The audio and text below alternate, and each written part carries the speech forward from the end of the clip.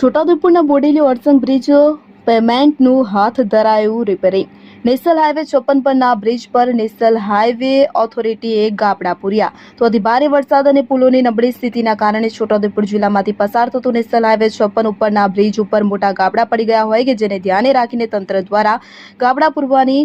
અને ખાડાને કારણે વાહન ચાલકો પરેશાન થઈ ગયા હતા કે જેને પૂરવાની કામગીરી હાથ ધરવામાં આવી છે, જેની સમસ્યાને નિવારવા તંત્ર દ્વારા ખાડા પૂરવાની કામગીરી હાથ ધરવામાં આવી છે। ઉલ્લેખનીય છે કે ચોમાસા દરમિયાન ભારે વરસાદ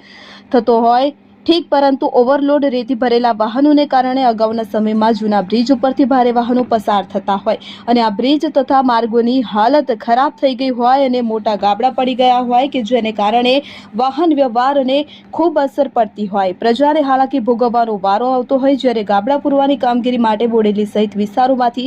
લોકોની બૂમો ઉઠતી હતી। તંત્ર દ્વારા રિપેરિંગ કામગીરી હાથ ધરવામાં આવી છે, જે ખૂબ સારી બાબત છે, પરંતુ કામગીરી તો શરૂ કરવામાં આવી પણ હવે પુલો ઉપરથી બસ માટે પ્રતિબંધ હોવાને કારણે પુલ પરથી બસો નીકળી ન શકતા પાસધારક, કોલેજ, સ્કૂલના વિદ્યાર્થીઓ, ગ્રામીણ નાગરિકોને ચાલતા ઢોળકિયા